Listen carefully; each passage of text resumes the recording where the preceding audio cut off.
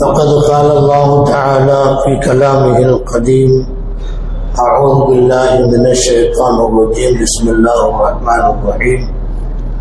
ولقد نصركم الله ببدر وأنتم أذلة.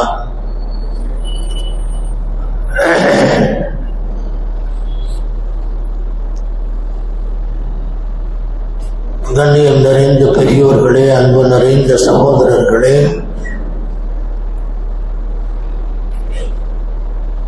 இன்று ரமலானுடைய 17ஆம் இரவு,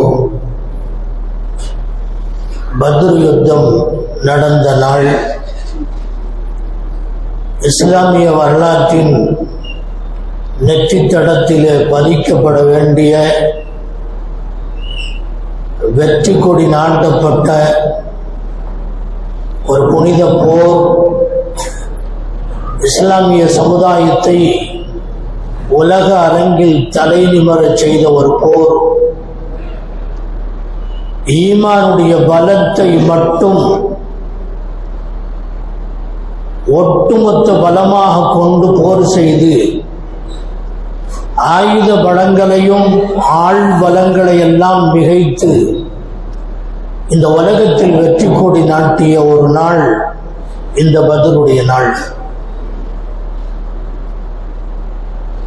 இந்த பத்ருடைய சம்பவம் நாம் பல முறை கேள்விப்பட்டிருக்கிறோம். பல்வேறு கோணங்களில் இதை நாம் பார்க்க முடியும். இப்போது நாம் ஒரு கோணத்தில் நாம் இதை கவனிப்போமாக. கண்ணியத்திற்குரியவர்களே, அல்லாஹ் சொல்லுகிறான், நீங்கள் மிக பலகீனமாக இருந்த நேரத்தில் அல்லாஹ் உங்களுக்கு உதவி செய்தான். ஆயுத பலங்கள் இல்லாமல், ஆள் பலமும் இல்லாமல், நல்ல எல்லா பலத்தையும் கொண்டிருக்கக்கூடிய ஒரு படையுடன் மோதி வெற்றி கொள்வது என்பது சாதாரணப்பட்ட விஷயம் அல்ல. அல்லாஹ்வுடைய உதவினால் மட்டும் இந்த வெற்றி கிடைத்திருக்கிறது. ஒமன் நஸ்ரு இல்லா மின் இந்தில்லாஹ், அல்லாஹ் சொல்லுகிறான், அல்லாஹ்வுடைய புறத்தில் தான் உங்களுக்கு வெற்றி கிடைத்திருக்கிறது என்று. முஸ்லிம்களிடத்திலே ஆயுதங்கள் இல்லை, நிராயுதபாணியாக புறப்பட்டு சென்றார்கள் 313 பேர். அந்த 313 பேரும் கூட நோன்பை வைத்துக் கொண்டு பத்தினியோடு நிராயுதபாணியாக போருடைய முன்னேற்பாடுகள் எதுவும் இல்லாமல் திடீரென்று அழைப்பு விடுக்கப்பட்டது. அதில் கலந்து கொண்டவர்களுடைய எண்ணிக்கை 313. ஆனால் எதிர்ப்படையில் நீண்ட காலமாக திட்டமிட்டு முகம்மதையும் அவருடைய தோழர்களையும் நிர்மூலமாக்கிவிட வேண்டும் என்று கங்கணம் கட்டி சிறுவர் முதல் முதியவர்கள் வரை தங்களுடைய காசில் இருந்து ஒரு பெரும் தொகையை தர வேண்டும் என்று நிர்பந்திக்கப்பட்டு வசூல் செய்யப்பட்டு அந்த தொகையை எடுத்துக்கொண்டு அபூ சுஃபியான் ஷாம் நாட்டுக்கு வியாபாரத்திற்கு சென்று இந்த வியாபாரத்தில் கிடைக்கின்ற தொகையை வைத்து ஆயுதங்கள் வாங்கி இவர்களை எதிர்கொள்ள வேண்டும் என்ற எண்ணத்தில் அபூ சுஃபியானும் அவருடன் இருந்த சிலர்களும் ஷாம் நாட்டுக்கு வியாபார கூட்டமாக புறப்பட்டு சென்றார்கள். இப்படி போய்விட்டு திரும்பி வருகிறார்கள் என்ற செய்தி பெருமானார் ஸல்லல்லாஹு அலைஹி வஸல்லம் அவர்களுக்கு கிடைக்கிறது. அவரிடத்திலே ஏறத்தாழ 50,000 தீனார்கள் தங்க காசுகள் உண்டு என்று ஒரு தகவல் பெருமானார் ஸல்லல்லாஹு அலைஹி வஸல்லம் அவர்களுக்கு கிடைக்கிறது. இந்த கூட்டம் வருகிறது என்ற செய்தியை கேள்விப்பட்டதும் கைஸ் இப்னு ஸஅஸா என்பவன் தான் அபூ சுஃபியானுக்கு தகவல் கொடுத்து, முஸ்லிம்களிலே முகம்மதை சார்ந்தவர்களும் பெரும் திட்டத்தை தீட்டிக் கொண்டிருக்கிறார்கள், ஜாக்கிரதை என்று தகவல் கொடுத்தான். 50,000 தீனார் என்று சொன்னால் இன்றைக்கு 50 கோடி என்று சொல்லலாம். ஒரு பெரும் தொகையை கொண்டு வருகிறார். உடனடியாக தடுத்து நிறுத்த வேண்டும் என்று பெருமானார் ஸல்லல்லாஹு அலைஹி வஸல்லம் சில சஹாபாக்களை அழைத்துக் கொண்டு புறப்படுகின்றார்கள். யாரையும் நிர்பந்திக்கவில்லை, போர் நடந்தே ஆகும் என்றெல்லாம் சொல்லவில்லை. திடீரென்று ஏற்பட்ட ஒரு போர், யாருக்கெல்லாம் வர முடியுமோ அவங்கெல்லாம் வாங்க என்று சொன்னதும் கடைசியாக 313 பேர் திரண்டார்கள். எத்தனை பேர்கள் இருக்கிறார்கள் என்று பெருமானார் அவர்கள் கேட்டபோது 313 என்று சொன்ன உடனே சந்தோஷப்பட்டார்கள். ஏன், ஜாலூத்துடன் போர் செய்த போது 313 பேர் தான் இருந்தார்கள், அதிலே வெற்றி கிடைத்தது என்ற செய்தியை அறிந்து இது ஒரு நல்ல முன்னோட்டம் தான் என்று பெருமானார் ஸல்லல்லாஹு அலைஹி வஸல்லம் அவர்கள் மகிழ்ச்சி அடைந்தார்கள்.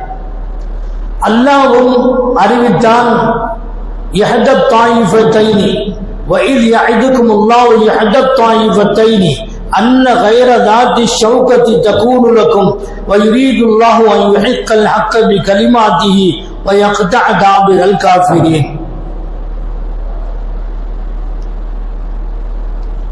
ரெண்டு கூட்டத்தில் ஒன்று உங்களுக்கு கிடைக்கும். ஒன்று பத்ர் களத்திலே சென்று வெற்றி, இல்லையானால் இந்த வியாபார கூட்டத்தை மறித்து இவர்களின் மூலம் வெற்றி. அதாவது இது ஒரு வகையான பொருளாதார தடை என்று சொல்லலாம். ஒரு நாட்டின் மீது பொருளாதார தடை ஏற்படுத்துகிற போது அவன் முடங்கி போய் விடுவான். எனவே அவனை முடக்குவதற்கான ஒரு வேலை தான் இது. கடைசியாக அபூ சுஃபியானுக்கு ஒரு செய்தி தெரிகிறது, இப்படி எல்லாம் பின்னால வர்றாங்க.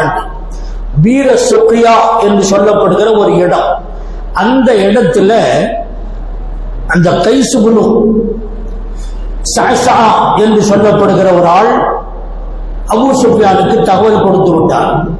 தகவல் தெரிஞ்ச உடனே ரூட்டை மாத்திட்டு வேற வழியா அபூ சுஃபியான் தப்பித்து போய்விட்டார். போற வழியிலேயே லம்லம் இப்னு உமர் என்று சொல்லப்படுகிற ஒரு ஆள், அந்த ஆளுக்கு 20 மிஸ்கால் தங்கத்தை கொடுத்து, 20 மிஸ்கால் சொன்னா இன்னைக்கு ஒரு ஜக்காத்து கடமையாகிறதுக்கு 87 சில்ட்ரன் சொல்றோம்ல, சுமார் 11 சவரன் தங்கம், அந்த அளவுக்கு காசு 20 மிஸ்கால் தங்கத்தை கொடுத்து கூலியாக கொடுத்து போர் அறிவிப்பு செய்ய வேண்டும் மக்காவுக்கு போய் என்று சொன்ன போது அவர் புறப்பட்டு போனார். கடுமையான போர் நடக்க போகிறது என்று சொன்னாலே எந்த வாகனத்தில் போகிறார்களோ அந்த வாகனத்துடைய காதுகள் அறுக்கப்படும், மூக்கு அறுக்கப்படும். இந்த இரத்த காயத்தோடு போகும்போது ஏதோ ஒரு ஆபத்து சம்பவிக்க இருக்கிறது என்று அவர்கள் விளங்கிக் கொள்வார்கள். போர் முரசு கொட்டப்படுகிறது, இது போன்ற ஒரு போருக்கு தயாராகுங்கள் என்று எல்லாருக்கும் அறிவிப்பு கொடுக்கப்படுகிறது. பெருமானார் ஸல்லல்லாஹு அலைஹி வஸல்லம் அவர்கள் அங்கே நிலைமை என்ன என்பதை தெரிந்து கொள்வதற்காக வேண்டி 2 பேரை அனுப்பி வைக்கின்றார்கள். அந்த 2 பேரும் போய் திரும்பி வர்றாங்க. யா ரசூலல்லாஹ், முழு ஆயுத பலத்தோடு ஆள் பலத்தோடு வருகின்றார்கள். 1000 பேர்கள் இருக்கிறார்கள். அவர்களுடைய உருக்கு சட்டைகள், இரும்பு கவசங்கள் 600 இரும்பு கவசங்கள் இருக்கின்றன. 200 குதிரைகள் இருக்கின்றன. பாட்டு படித்து போராளிகளை ஊக்குவிப்பதற்காக வேண்டி ஆடிப்பாடும் பெண்களும் இருக்கின்றார்கள். எல்லா வகையான முஸ்தீபுகளோடு ஏற்பாடுகளோடு இங்கே வந்து கொண்டிருக்கிறார்கள் என்ற செய்தியை பஸ் என்று சொல்லப்படுகின்ற ஒருவர் பெருமானாருக்கு தகவல் கொடுக்கிறார். பெருமானார் ஸல்லல்லாஹு அலைஹி வஸல்லம் அவர்கள் சஹாபாக்களிடத்திலே ஆலோசனை செய்கின்றார்கள். எல்லா சஹாபாக்களும் நான் சரி போக வேண்டியதான்னு சொன்னாங்க. சிலரால் முடியவில்லை என்பதனால் அவர்களாக தானாக பின்வாங்கினார்கள். ரசூலுல்லாஹ் நிர்பந்தப்படுத்தவில்லை. யார் வர முடியுமோ வாங்க என்று அழைத்தார்கள். வந்தவர்கள் 313 பேர். அவர்கள் புறப்பட்டு போய் பத்ரி என்ற ஒரு இடத்தில், அதற்கு முன்னாலேயே ஒரு இடம், அந்த இடத்தை தேர்ந்தெடுத்தார்கள் பெருமானார் ஸல்லல்லாஹு அலைஹி வஸல்லம் அவர்கள். அந்த நேரத்தில் வேறொருவர் இந்த இடத்துல வேணாம், வேறொரு இடத்தை தேர்ந்தெடுத்தா நல்லா இருக்கும் அப்படின்னு சொல்லி உபாபு என்று சொல்லப்படுகிற ஒருவர் ஆலோசனை சொன்னார். யார் ரசூலல்லாஹ், அல்லாஹ் ரசூலுடைய கட்டளையாக இருந்தா தாங்க எங்க சொல்றீங்களோ அங்க போய் நம்ம முகாம் இருக்கலாம். ஆனா அல்லாஹ்வுடைய கட்டளையாக இல்லை, தங்களுடைய ஆலோசனை தான் என்று சொன்னால், என்னுடைய போர் அனுபவத்தை வைத்து நான் சொல்லுகின்றேன், இந்த இடத்தில் இருப்பதை விட இன்னும் சற்று தூரம் அந்த பக்கம் போனா ஒரு கிணறு இருக்கிறது, அந்த கிணறுக்கு பக்கத்திலே பொருத்தமாக இருக்கும் என்று நான் நினைக்கிறேன் என்று சொன்ன போது, இது ஒண்ணு கட்டளை எல்லாம் இல்லை, அல்லாஹ்வுடைய புறத்திலிருந்து உள்ளதல்ல, சும்மா ஒரு ஆலோசனை தான். நீங்க சொல்ற ஆலோசனை நல்லா இருக்குது, அதனால போடாத இடத்துக்கே போயிடலாம் அப்படின்னு போனான். அப்போ பத்ர் என்று ஒரு கிணறு, அந்த கிணற்றினுடைய கீழ்ப்பகுதியிலே முஸ்லிம்கள் இடம் பிடித்தார்கள், மேல் பகுதியிலே அவர்கள் இடம் பிடித்திருக்கின்றார்கள். இது அன்தும் பில் உதுவத்தி துன்யா வஹும் பில் உதுவத்தில் குஸ்வா அல்லாஹ் சொல்றான். அப்ப தாழ்ந்த பகுதியில் முஸ்லிம்கள் இருந்தார்கள், அவர்கள் கிண்டல் அடித்தார்கள். அவர்கள் இருக்கக்கூடிய பூமி கட்டியான பூமி, இவர்கள் முஸ்லிம்கள் இருக்கக்கூடிய பூமி, சஹாபாக்கள் இருக்கக்கூடிய பூமி பொதுவென்று மணல் பாங்கான ஒரு பூமி. அங்கே படுப்பதற்கோ நடமாடுவதற்கோ நடப்பதற்கு கூட முடியாது. ஒரு ஆள் நடந்தா வேகமா நடக்க முடியாது, எவனா துரத்திட்டு வந்தான்னா ஓட முடியாது. அந்த மாதிரியான ஒரு இடமா இருக்குதுன்னு சொல்லி ஒரு மனக்குமுறல் அவர்களுக்கு இருந்தது. அந்த அன்று இரவு அல்லாஹ் ஜல்ல ஷானஹு வ தஆலா ஒரு மழையை தந்தார். அந்த மழை அல்லாஹ்வுடைய மிகப்பெரிய நிஅமத். மழை பொழிந்ததும் காஃபிர்கள் குறைஷிகள் தங்கி இருக்கக்கூடிய இடமெல்லாம் கட்டியான இடம்தான், மேலே உள்ள இடம்தான், உயர்ந்த இடம்தான். ஆனால் சேறு சகதியாக ஆகி நடப்பதற்கு முடியாமல் வழுக்கி வழுக்கி விழுந்தார்கள். எனவே இந்த இடத்துல தங்கறதுக்கு லாய்க்கில்லாத ஒரு இடம் என்கிற நிலையில் அது ஆகிவிட்டது. முஸ்லிம்கள் தங்கி இருந்த இடத்தில் மணல் பாங்கான இடமாக இருந்ததனால் லேசான மழை பொழிந்ததற்கு பிறகு பூமி அப்படியே இறுகி போய்விட்டது. பூமி நல்ல இறுகி தங்குவதற்கு, நடப்பதற்கு, ஓடுவதற்கு பொதுவான ஒரு தங்குவதற்குள்ள பொருத்தமான இடமாக அது மாறியது. இது அல்லாஹ்வுடைய சார்பில் முஸ்லிம்களுக்கு கொடுத்த மிகப்பெரிய உதவி. அல்லாஹ் இந்த குர்ஆனிலேயே சொல்லுகிறான், இப்படி மழையை கொடுத்தோம் அவர்களை சுத்தப்படுத்துவதற்காக வேண்டியும் அவருடைய உள்ளத்தை இறுக்கமாக ஆக்குவதற்காக வேண்டி, நிலைப்படுத்துவதற்காக வேண்டி நாம் அவர்கள் மீது மழையை இறக்கி வைத்தோம் என்று சொன்னார். அதே போன்று அல்லாஹ் இன்னொரு நியாமத்தையும் கொடுத்தான். அந்த இரவு எல்லா சஹாபாக்களுக்கும் ஒரு லேசான ஒரு தூக்கம், யாருக்கும் தூக்கம் இல்லை. என்ன நிராயுதமானியாக இருக்கிறோம், எல்லா ஆயுதத்தோட எதிர்ப்படை வருகிறது, ஆளுகளும் கம்மியா இருக்கிறோம். இந்த மாதிரியான எண்ணம் வந்தப்போ அல்லாஹ் ஜல்ல ஷானஹு வ தஆலா ஒரு லேசான தூக்கத்தை கொடுத்தான். எல்லா சஹாபிகளும் தூங்கிட்டாங்க, ரசூலுல்லாஹ் மட்டும் தூங்கல. ஆனா அந்த இடத்துல பத்ர்ல ஒரு கூரை மாதிரி போட்டு, அரீஷ் என்று அதற்கு சொல்லுவார்கள், மேய்ந்து மேல நபி அவங்களுக்கு ஒரு சும்மா சாமியான மாதிரி ஒண்ணு போட்டிருந்தாங்க, ஈத்த மரத்துல தான். அதுக்கு அரீஷ் அப்படின்னு பேரு. இன்னைக்கு அந்த இடத்துல மஸ்ஜிதுல் அரீஷ், பத்ருக்கு போறவங்க பார்க்கலாம், மஸ்ஜித் அரீஷ்னு ஒரு பள்ளியே அங்க உருவாகிருச்சு. அந்த அரீஷ் நபி அவங்க தங்கிறதுக்காக வேண்டி ஒரு கூடாரத்தை போன்று ஏற்பாடு செய்யப்பட்டிருந்தது. பெருமானார் ஸல்லல்லாஹு அலைஹி வஸல்லம் அங்கே இருந்து துஆ செய்து கொண்டிருந்தார்கள், தஹஜ்ஜுதை தொழுதார்கள், யா ஹய்யு யா கய்யூம் என்ற திக்ரை அடிக்கடி சொல்லிக் கொண்டே இருந்தார்கள். அது பெருமானார் ஸல்லல்லாஹு அலைஹி வஸல்லம் அவர்களுக்கு தூக்கம் வரவில்லை என்று நாம் சொல்லுகிறோம். அபூபக்கர் சித்தீக் ரலியல்லாஹு அன்ஹு அவர்களும் பக்கத்தில் இருந்தவர்களும் சொன்னார்கள், லேசான ஒரு தூக்கம் நபி அவர்களுக்கு வந்தது. திடீரென்று எழுந்தார்கள், சிரித்தார்கள். சிரித்துக் கொண்டே ஸஹ்யூ ஹுஸமுல் ஜம்உ வ யுவல்லூன துபுர், இவர்கள் விரண்டோட போகின்றார்கள், நமக்கு வெற்றி கிடைக்க போகிறது என்று சொல்லி அங்கிருந்து வெளியே வருகின்றார்கள். இதோ இந்த இடத்திலே உத்துமா, இந்த இடத்திலே ஷைபா, இந்த இடத்திலே அபூ ஜஹல், இவனெல்லாம் இவன் இவன் இவன் இவன் என்று பெயர் சொல்லி அவன் சாகடிக்கப்படுகின்ற இடம் இந்த இடம், இந்த இடம், இந்த இடம் என்று பெருமானார் ஸல்லல்லாஹு அலைஹி வஸல்லம் அவர்கள் அறிவித்துக் கொடுத்தார்கள். சுருக்கமாக சொன்னால் போர் தொடங்கியது. போர் தொடங்குவதற்கு முன்னாலே ஒத்தி பார்ப்பது என்று ஒன்று உண்டு. ஜாஹிலியத்தான காலத்திலேயே இருந்தது. இஸ்லாத்திலேயும் அது அனுமதிக்கப்பட்டிருக்கிறது. 3 பேர், அலி ரலியல்லாஹு அன்ஹு, ஹம்ஸா ரலியல்லாஹு அன்ஹு, உபைதா ரலியல்லாஹு அன்ஹு, இவங்க 3 பேரும். உத்பா இருக்கின்றான், ஷைபா இருக்கின்றான், வலீத் இருக்கிறார். இந்த 3 பேரோட 3 பேர் போருக்காக வேண்டி தயாராகி நிற்கின்றார்கள். அது பேர்லயே பார்த்தாலே தெரியுது. வலீதுன்னு சொன்னாலே குழந்தைன்னு அர்த்தம். குழந்தையில என்ன வீரம் இருக்க போகுது? அந்த 3 பேர்லயே வீரம் இல்லை. ஒத்துபான்னா புறமுது காட்டி ஓடக்கூடியவன் அர்த்தம். ஷைபான்னா கிழவன் அர்த்தம். இந்த 3 பேர்த்துக்கு பேர்லயே அந்த பலகீனம் இருக்கு.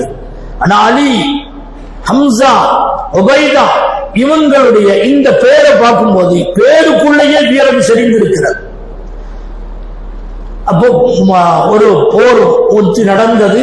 அதற்கு பிறகு பொதுவான போர். பெருந்தலைவர்கள் அடிபட்டு விழுந்த உடனே, பெருந்தலைவர்கள் அபூ ஜஹலை போன்றவர்கள், உபய் இப்னு கலஃபை போன்றவர்கள் எல்லாம் அடிபட்டு விழுந்த உடனே எல்லாருடைய கால்களும் நடுங்க ஆரம்பித்து விட்டன, ஓட ஆரம்பித்து விட்டார்கள். இது இதனுடைய சுருக்கம். கண்ணியத்திற்குரியவர்களே, இங்கே நாம் ஒரு கண்ணோட்டத்திலே இதை நாம் அணுகின்றோம். இந்த போருடைய வெற்றி முஸ்லிம்களுக்கு கிடைத்தது எப்படி? வாட்கள் இல்லை, அம்புகள் இல்லை, ஈட்டிகள் இல்லை, வாகனங்கள் கூட 313 பேர்த்துக்கு வெறும் 70 ஒட்டகைகள் தான் இருந்தன. 3 பேர்த்துக்கு ஒரு ஒட்டகை. ஒருத்தர் நடந்தா 2 பேர் நடந்தா ஒருத்தர் ஏறணும். அவர் இறங்கினதுக்கு பிறகு இன்னொருத்தர் ஏறணும். இப்படித்தான் போனாங்க. அலி ரலியல்லாஹு அன்ஹு அவர்கள், அபூ லுபாபா ரலியல்லாஹு அன்ஹு, ரசூலுல்லாஹி ஸல்லல்லாஹு அலைஹி வஸல்லம், இந்த 3 பேர்த்துக்கும் ஒண்ணுதான். இப்ப குதிரைகள், ஒட்டகைகள் மிக சொற்ப அளவில் இருந்தது. மட்டைகளை வைத்திருந்தார்கள். அது வாளை போன்று வேலை செய்தது என்று வரலாற்றில் எழுதுகின்றார்கள். கண்ணியத்திற்குரியவர்களே, அல்லாஹ் ஒரு சின்ன சின்ன உதவியாக இருந்தாலும் அந்த சின்ன உதவியின் மூலமாக பெரிய வெற்றியை தந்திருக்கிறார். இந்த தூக்கம்னு சொல்றமே, லேசான தூக்கம். நுஆஸ் என்ற அரபியில சொன்னா படுத்து நிம்மதியா தூங்குறதல்ல, உட்கார்ந்து லேசான தூக்கம். கல்பு முழிச்சிருக்கும், ஆனா மூளை மட்டும் லேசா அது தூக்கத்தோட ஒரு சோர்வோட இருக்கும். அது முடிஞ்சதுக்கு பின்னால ஒரு ஃப்ரெஷ் ஆயிடுவோம். ஒரு அசரிக்கன்னு சொல்றோம்ல, அதுதான். அந்த அசதி அல்லாஹ் கொடுத்தான். ஒரு சிறு தூக்கத்தை அல்லாஹ் கொடுத்தான். இதை நாம் சாதாரணம் என்று நினைக்கின்றோம். ஒரு விஷயத்தை விளங்க வேண்டும். நாம் எதை பலம் என்று நினைக்கின்றோமோ அது சில நேரத்தில் பலவீனமாக மாறும். நாம் எதை பலவீனம் என்று நினைக்கின்றோமோ அது சில நேரத்திலே பலமாக மாறிவிடும். அந்த உண்மையை நமக்கு தருகிறது. நாம் நினைத்தோம் முஸ்லிம்களிடத்திலே பலம் இல்லை என்று. அது எப்படி அல்லாஹ் பலமாக மாற்றினான்? அந்த பலகீனத்தை பலமாக அல்லாஹ் எப்படி மாற்றினான்? குர்ஆனிலே அல்லாஹ் சொல்லுகிறான், இல் யுரீகுமுஹும் இதில் தகைதும் ஃபீ அய்யுனிக்கும் கலீலன் வ யுகல்லிலுக்கும் ஃபீ அய்யுனிஹிம் லியக்லி அல்லாஹு அம்ரன் கான மஃஊலா. உங்கள் உறக்கத்தை கொடுத்து அந்த உறக்கத்திலே உங்களுக்கு இவர்களுடைய எண்ணிக்கையை அதிகமாக காட்டி இவர்களுடைய எண்ணிக்கையை குறைத்து உங்களுடைய எண்ணிக்கையை அதிகமாக காட்டி ஒரு மன தைரியத்தை அல்லாஹ் கொடுத்தது உங்களுக்கு அல்லாஹ் செய்த மிகப்பெரிய உதவி. அவங்க கம்மியா இருக்கிற மாதிரி, இவங்க தான் அதிகமா இருக்கிற மாதிரி அல்லாஹ் காட்டினது ஒரு மிகப்பெரிய நிஅமத். அது மாத்திரமல்ல, உங்களுக்காக வேண்டி சப்போர்ட் செய்வதற்கு மலாயிக்கத்துகளை அல்லாஹ் இறக்கி வைத்தான். 3000 மலக்குகள், 5000 மலக்குகள் படிப்படியாக இறங்கி வந்தார்கள். சஹாபாக்கள் சொல்லுகின்றார்கள், நாங்கள் ஒருவரை அடிப்பதற்காக வேண்டி வாளை வீசினால் வாள் அவனுடைய கழுத்துக்கு செல்லுவதற்கு முன்னால் அவருடைய கழுத்தில் இருந்து அந்த தலை துண்டித்து கீழே விழும். அதை நாங்கள் பார்த்திருக்கின்றோம் என்று சஹாபாக்கள் ரிவாயத்து செய்கின்றார்கள். இது அல்லாஹ்வுடைய உதவி. ஒரு சிறியது பலம் இல்லை என்று நாம் நினைப்போம். அல்லாஹ் அதை பலமாக மாற்றி காட்டி இருக்கிறார். ராத்திரியில அந்த தூக்கம், குளிக்கிறதுக்குண்டான ஏற்பாடு என்ன? மழையை பொழிய வைத்தார். சஹாபாக்கள் குளித்து ஃப்ரெஷ் ஆனார்கள். குடிப்பதற்கு கால்நடைகளுக்கெல்லாம் தண்ணீர் கிடைத்தன. இதை ஒரு சாதாரணம் என்று நினைக்கின்றோம். அல்லாஹ் மிகப்பெரிய ஒரு நியமத்தாக அதை நமக்கு தந்தார். ஆயுத பலம் இல்லை, அது பலவீனம் என்று நினைத்தோம். அதுதான் பலமாக மாறியது. அல்லாஹ் மீது இருக்கக்கூடிய ஈமான், உறுதியான நம்பிக்கை அவங்களுக்கு வெற்றியை தந்தது. பலகீனம் என்று சஹாபாக்கள் நினைத்தார்கள். இல்லை, அதுதான் பலம். அல்லாஹ்வுக்கு ஆளுகள் அதிகமா இருக்கணும் தேவையில்லை. கம்மின் ஃபியத்தின் கலீலத்தின் கலபத் ஃபியத்தன் கசீரத்தன் பிஇذنில்லாஹ். சிறு கூட்டம் ஒரு பெரும்பான்மையை, பெருங்கூட்டத்தை வென்று காட்டி இருக்கிறது பிஇذنில்லாஹ், அல்லாஹ்வின் உதவி கொண்டு. குர்ஆனிலே அல்லாஹ் சொல்லுகிறான், 60 பேர் கொண்ட ஒரு சின்ன கூட்டம் ஒன்று 12,000 பேர்களை வென்ற வரலாறு இருக்கிறது. 30,000 பேர்கள் கொண்ட ஒரு சின்ன கூட்டம் 3 லட்சம் பேர்களை கொண்டது வரலாறு முஸ்லிம்களிடத்தில் இருக்கிறது. வெற்றி கிடைத்தது. ஆள்கள் அதிகமாக இருக்க வேண்டும் என்பதில்லை, ஈமானிய பலம் தான் அந்த வெற்றியிலே நமக்கு வெற்றி, அந்த பத்ரிலே வெற்றியை கொடுத்தது. ஹுனைன் யுத்தம் நடந்தப்போ நான் அன்னைக்கே சொல்லியிருக்கிறோம், ஹுனைன் யுத்தத்துல இது அஜபத்துக்கும் கஸ்ரத்துக்கும் லன்னுகுலபல் யௌம மின் கில்லத்தி, ஆளுகள் கம்மியா இருக்கிறதுனால நம்ம தோத்து போயிடுவோம் அப்படிங்கிற பேச்சுக்கே இடமில்லை, இந்த வெற்றி நிச்சயம் என்று சொன்னது அல்லாஹ்வுக்கு பிடிக்கல. ஹுனைன் யுத்தத்தினுடைய ஆரம்ப கட்டம் தோல்வியாக ஆனதை நாம் ஏற்கனவே பார்த்திருக்கின்றோம். நாம் ஒன்றை பலம் என்று நினைத்தோம், ஆளுகள் அதிகமாக இருப்பதை பலம் என்று நினைத்தோம். அதுவே பலகீனமாக ஆகி இதுவரை இல்லாத 14,000 பேர்கள் என்று மாறுதட்டிக் கொண்டார்கள். அல்லாஹ் சொன்னார், லம் துக்னி அன்கும் ஷையா, உங்களுக்கு அது எந்த வகையான பிரயோஜனத்தையும் தராது. உமன் நஸ்ரு இல்லா மின் இன்தில்லாஹ், உதவி வெற்றி அல்லாஹ்வுடைய புறத்தில் தான். பத்ரிலே நமக்கு ஒரு பெரிய பலம் என்று நினைத்தோம், ஆனால் அந்த பலம் இல்லை, பலவீனம் என்று அல்லாஹ் காட்டினார். ஹுதைபியா போர் நடக்கவில்லை, ஒப்பந்தம் நடந்தது. அங்கே பல ஷரத்துக்கள் எழுதப்பட்டன, ஒப்பந்தங்கள் கையெழுத்தாகின. அந்த ஒப்பந்தங்களிலே ஒன்று, மக்காவில் இருந்து மதீனாவுக்கு யாராவது வந்தால் நீங்கள் வச்சுக்கொள்ள கூடாது, அவங்களை திருப்பி அனுப்பிச்சிடணும். ஆனா உங்க ஆளுங்க மக்காவுக்கு வந்தாங்கன்னா நாங்க வச்சுக்குவோம், திருப்பி அனுப்ப மாட்டோம். மக்காவில் இருந்து மதீனாவுக்கு வரக்கூடியவர்களை நீங்கள் அனுப்பிவிட வேண்டும். ஆனா உங்க ஆளுங்க எங்கள்கிட்ட வந்தாங்கன்னா நாங்க அங்கேயே வச்சுக்குவோம். என்னையா அநியாயமான ஒப்பந்தம். ரசூலுல்லாஹ் விட்டு கொடுத்தாங்க, சரி என்று ஏற்றுக்கொண்டார்கள். விட்டு கொடுப்பவர்கள் கெட்டு போவதில்லை என்று சொல்றமல்ல, அது ஹுதைபியாவில் பார்க்க முடியும். பெருமானார் ஸல்லல்லாஹு அலைஹி வஸல்லம் அவர்கள் இதை பலம் என்று நினைத்தார்கள், அல்லாஹ் அதை பலம் என்று நினைத்தார். சஹாபாக்கள் இதை பலவீனம் என்று நினைத்தார்கள். இதெல்லாம் இப்படியெல்லாம் இறங்கி போகணுமா என்று நினைத்தார்கள். அந்த பலவீனம் என்று அவர்கள் நினைத்ததை அல்லாஹ் எப்படி பலமாக ஆக்கி காட்டினான். மக்காவிலிருந்து மதீனாவுக்கு வந்த காபிர்கள் மதீனாவுக்குள்ள இருந்தா எல்லாத்தையும் சேர்ந்து கெடுத்து போடுவான்.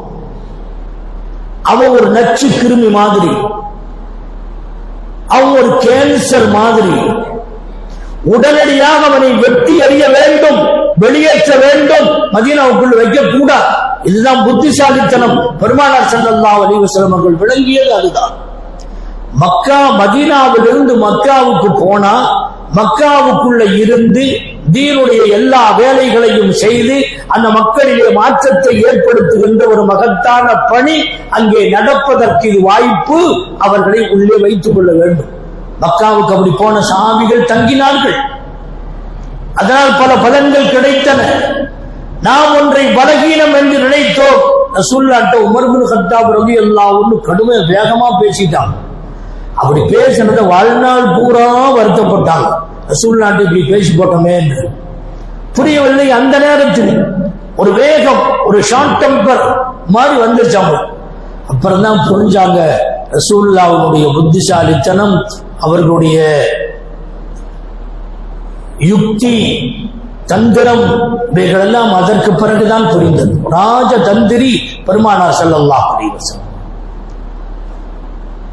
அப்படி விட்டு கொடுத்த காரணத்தினால் அந்த ஒப்பந்தம் கையெழுத்தாகி இஸ்லாம் எல்லா நாடுகளிலேயும் பரவி ஏறத்தாழ 274 பெரும் அரசர்களுக்கும் அதிகாரிகளுக்கும் நேரடியாக இஸ்லாத்தின் பக்கம் அழைப்பு விடுத்து கடிதங்கள் எழுதப்பட்டது அதன் மூலமாகத்தான். இதை அல்லாஹ் வர்ணிக்கிற போது இன்னா ஃபதஹ்னா லக ஃபதஹன் முபீனா, பகிரங்கமான மிகப்பெரிய ஒரு வெற்றி என்று அல்லாஹ் அறிவிக்கிறான். இதை வெற்றி அல்ல தோல்வி என்று சஹாபாக்கள் நினைத்தார்கள். அல்லாஹ் அதை வெற்றியாக மாற்றி காட்டினான். இப்படி சம்பவங்களை நெடுக பார்க்கின்ற போது நாம் ஒன்றை பலகீனம் என்று நினைப்போம், அது பலமாக மாறும். நாம் ஒன்றை பலம் என்று நினைப்போம், அது பலகீனமாக இருக்கும். பத்ரு போரை பொறுத்தவரையில் சஹாபாக்களுடைய உள்ளத்தில் நாம் இப்படி பலகீனமாக இருக்கிறவே என்று ஆரம்பத்தில் நினைத்தார்கள். எல்லாமே அது பலமாக மாறியது. தூக்கம் முதல் கொண்டு அவர்களுக்கு கொடுத்த மழை, சஹாபாக்களுக்கு மத்தியிலே நேரடியாக வந்து மலக்குகள் போர் செய்த விதம், இதெல்லாம் பெரும் பலமாக மாறியது. ஹுனைனிலேயும் கூட, ஹுனைனிலேயும் அல்லாஹ் சொல்றான், அன்ஸல ஜுனூதல்லம் தருஹா, நீங்க பார்க்காத ஒரு படையை நாம இறக்கி வச்சோங்கிறா ஹுனைன்ல. ஆனா ஹுனைன்ல வந்தாங்களே தவிர போர் செய்யவில்லை. மலக்குகள் பூமியிலே இறங்கி போர் செய்த ஒரே போர் பத்ர் மட்டும்தான். ஏன்? அவருடைய ஈமானுடைய பலம். எதுவும் இல்லையானாலும் சரி அல்லாஹ் இருக்கிறான். எனவே அல்லாஹ்வோடு நம்முடைய தொடர்பு இருந்தால் நிச்சயம் நமக்கு வெற்றி என்கிற இலக்கோடு புறப்பட்டவர்கள், வெற்றிக்காக வேண்டி துஆ செய்தவர்கள். யா ஐயு யா கய்யூம் என்பது மட்டுமல்ல, யா அல்லாஹ், இந்த பூமியிலே இந்த சமூகம் அழிந்து விடுமையானால் உன்னை வணங்குவதற்கு இந்த பூமியிலே யாரும் இருக்க மாட்டார்கள். எனவே நீ எனக்கு வாக்களித்ததை நீ தர வேண்டும்.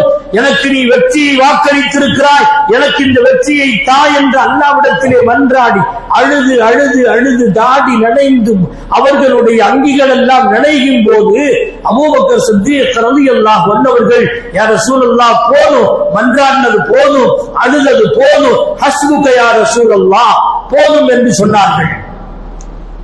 எந்த அளவுக்கு என்று சொன்னால், அழுது கொண்டே இருக்கிற போது அதில் மேலே போட்டிருக்கக்கூடிய அந்த அங்கி கீழே அப்படியே சரிந்து விழுகிறது. அதையும் பார்த்து கொண்டிருக்கிறார்கள் அபூபக்கர் சித்தீக் ரலியல்லாஹு. இவ்வளவு அழுகிறாங்களே, அந்த அழுகைதான் யா ஹய்யு யா கய்யூம், நித்திய நிரந்தர ஜீவிதம் உள்ளவன், நிலையாக இருக்கக்கூடியவனே, எங்களை நிலைப்படுத்து என்ற அர்த்தத்தில் யா ஹய்யு யா கய்யூம் பிரஹ்மதிக அஸ்தகீஸ் என்ற வார்த்தையை சொன்னார்கள், திக்ர் செய்தார்கள். அல்லாஹ் உதவியை இறக்கினான். அதே போன்று எந்த போராக இருந்தாலும் சரி, எந்த பிரச்சனைகளாக இருந்தாலும் சரி, அல்லாஹ்வின் மீது முழு நம்பிக்கை நாம் கொள்ளுகின்ற போது நிச்சயமாக அல்லாஹ் நமக்கு உதவி செய்வான் என்பதிலே எந்த விதமான சந்தேகம் இல்லை என்பதை இந்த பத்ர் போர் நமக்கு பாடமாக தருகின்றது. நாம் ஒன்றை பலகீனமாக நினைப்போம், அதுதான் பலம். நாம் ஒன்றை பலம் என்று நினைப்போம், அதுதான் பலகீனமாக இருக்கும். நாம் முடிவு செய்வதல்ல, அல்லாஹ் முடிவு செய்கின்றார். அல்லாஹ் எப்படி தீர்மானிக்கின்றானோ அப்படித்தான். இஹ்லாஸ் என்பது வேண்டும், ஈமான் என்பது வேண்டும். இந்த ரெண்டும் இருந்தால் எல்லாமே கைகூடி வரும். அதுதான் பத்ர் போரிலே நடந்த ஒன்று. இன்னும் பல சம்பவங்களை நம்மால் புரிந்து கொள்ள முடியும். இந்த பத்ரிலிருந்து நமக்கு கிடைக்கக்கூடிய கருத்து இதுதான். நாம் துஆ செய்வோம், அவர்களுடைய பெயரை சொல்லி துஆ செய்கின்ற போது அந்த துஆக்கள் கபூல் செய்யப்படுகின்றன. அவருடைய பாவங்கள் அனைத்தையும் மன்னித்து விட்டதாக அல்லாஹு ஜல்ல ஷானஹு வ தஆலா அறிவித்திருக்கின்றான். அவருடைய அவர்கள் வாழ்ந்த காலத்தில் செய்த எல்லா பாவங்களும் மன்னிக்கப்பட்டு அவர்கள் சொர்க்கவாசி என்பதற்கு அல்லாஹ் சர்டிபிகேட்டை தந்திருக்கின்றான். அவருடைய பெயர்களை சொல்லுகிற போது, அவன் பெயர்களை சொல்லி துஆ செய்கின்ற போது நம்முடைய தோல்விகளை அல்லாஹ் வெற்றிகளாக மாற்றி தருவார். அப்படிப்பட்ட மகத்தான புருஷர்கள் தான் பத்ரியீன்கள். அவருடைய பெயர்களை சொல்லி இன்ஷா அல்லாஹ் துஆ செய்யப்படும். நாம் நம்முடைய தேவைகளை நாம் அல்லாஹ்விடத்திலே கேட்டு அதன் மூலமாக பத்ரீன்களுடைய மகத்துவத்தை நாம் புரிந்து கொள்வதற்கு அல்லாஹ் தௌஃபீக்கை தந்தருள் புரிவானாக. வ ஆகிரு தஅவானா அனில் ஹம்துலில்லாஹி ரப்பில் ஆலமீன்.